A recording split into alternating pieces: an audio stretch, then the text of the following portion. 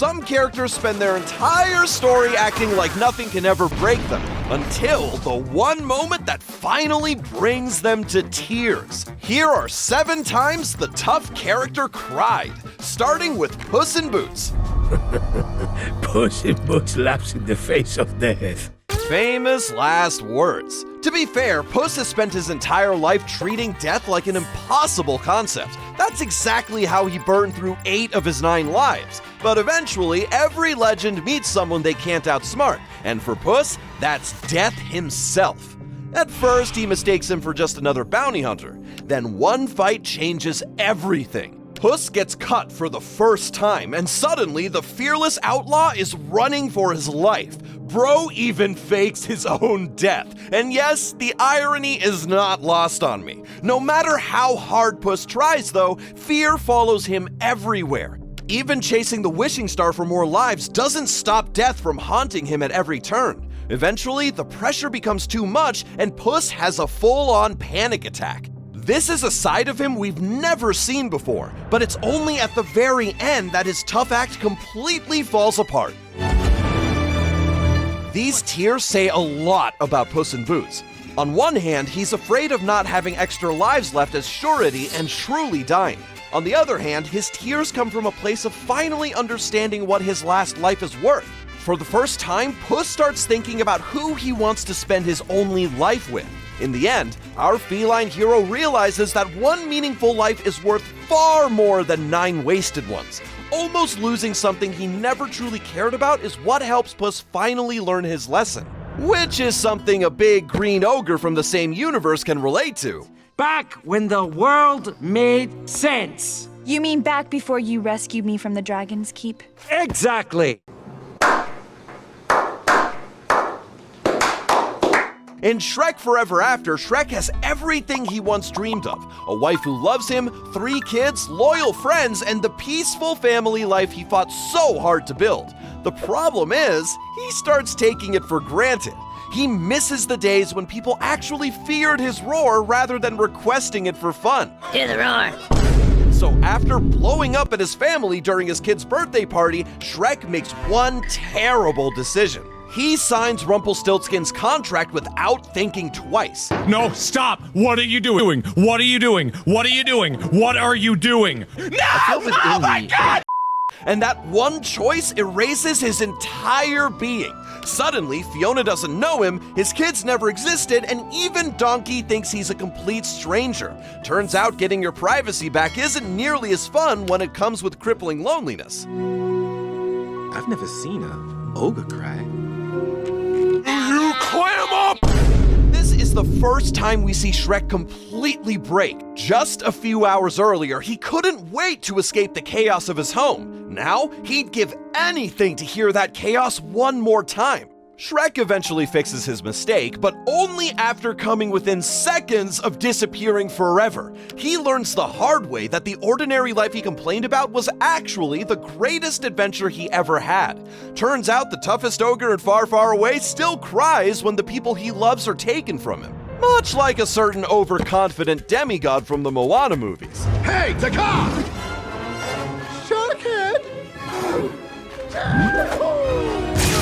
Yep, that pretty much sums up Maui. The guy's got superhuman strength and the power to shapeshift, and he acts like the entire ocean should be grateful he exists. But beneath all that swagger is someone who struggles to trust others. I mean, I would too if my parents didn't want me as a baby and threw me into the sea. And that's why he spends most of the first film trying to ditch Moana. Fortunately, the two eventually become genuine friends. In fact, Maui even returns to help Moana restore Te Fiti because by then she actually matters to him. That bond only grows stronger in the second film, which makes what happens next absolutely devastating.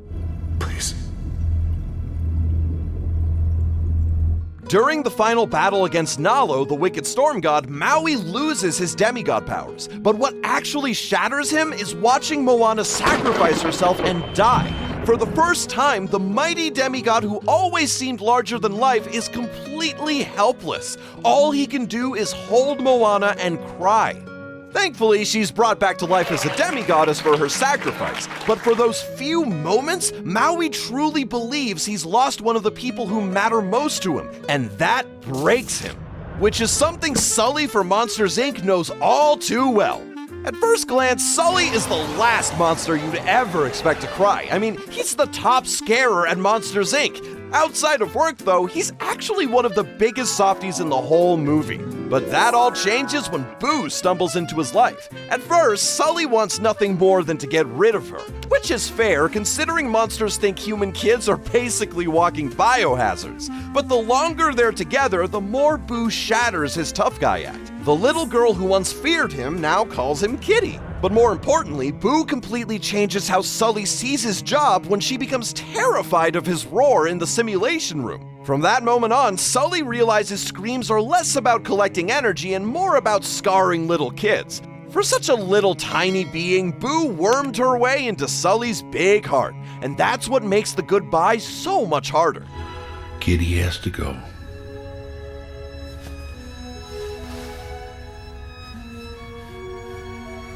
Sully knows that this is the last time he'll ever see the little girl who changed his life forever, and when her door gets shredded, well, so does my heart. The big furry monster may look scary on the outside, but on the inside, he's just a big marshmallow.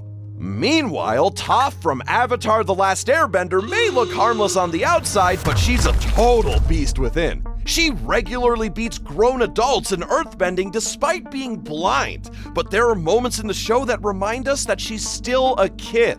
I don't care what I look like. I'm not looking for anyone's approval. I know who I am. Toph may hide behind sarcasm and stubbornness, but like any 12-year-old, she still cares about what people think of her. It's easy to forget that because she's usually the one saving everyone else, but Toph carries scars that she rarely ever talks about. I try not to think about it, but when I left, I probably really hurt them. Growing up, her parents kept her hidden away because they believed her blindness made her weak. So although running away gave Toph the freedom she always wanted, it also meant leaving her family behind. And for all her tough talk, that guilt never really went away. But at the end of the day, Toph was just a kid caught up in a war. They all were. I don't think Boomerang is coming back, Toph. It looks like this is the end. You know the situation is bad when even Sokka forgets to make a joke. Toph has faced impossible fights before without flinching, but hanging hundreds of feet in the air, unable to touch the ground she relies on to see, is terrifying in a different way. No wonder she cries. Toph ultimately is still a young girl carrying far more than she ever lets on, which is something Elsa from Frozen understands better than anyone. Conceal it. Don't feel it. Don't let it show. Yikes! Who tells an 8-year-old to bottle up every emotion they have? I get that her parents were only trying to protect her and Anna, especially after the accident, but the only thing they succeeded in doing was raising one daughter who's desperate for connection and another who's terrified of it. Growing up, Elsa isolates herself, convinced that staying away is the only way to keep her sister safe. Needless to say, that's not exactly a recipe for emotional stability. If anything, it turns Elsa into a ticking time bomb. And that bomb finally explodes on the worst possible day, Elsa's coronation. The moment she loses control of her powers, the kingdom immediately turns on her. Even worse, she accidentally freezes Anna's heart. That's literally Elsa's worst nightmare coming true. This is the moment Elsa believes she's become the monster everyone always feared. Losing the only person she truly has left completely shatters her. Thankfully, Anna's act of true love saves them both, because if not, it's horrible to think of the hell that could break loose if Elsa's powers went even more out of control. For those few moments when Elsa genuinely believes she's lost her sister forever, her entire world comes crashing down. But while her story is about being afraid to let someone get close, Jessie's story in the Toy Story movies is about what happens after someone gets close and then leaves. You never forget kids like Emily or Andy, but they forget you. Ever since Toy Story 2, Jessie's biggest fear has been loving another kid, because she already lived through the nightmare once when Emily abandoned her after she grew up. No wonder Jessie wanted to spend the rest of her life in a museum. At least there, nobody could leave her again. You'd never guess any of this from Jessie's personality, though. She's loud, energetic, and somehow always the most excited toy in the room. Meanwhile, she's got one of Pixar's most heartbreaking backstories. Even after finding Annie and later Bonnie, though, one question never really goes away. Did Emily ever think about her again? Then, Toy Story 5 finally gives Jessie the answer.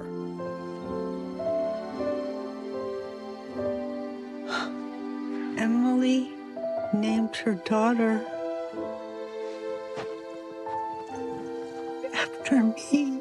For the first time, Jessie isn't crying because she's been abandoned. Instead, she cries tears of joy when she realizes she was never truly left behind. Jessie spent years believing Emily forgot she ever existed, but instead, Emily loved her so much that she named her own daughter after her.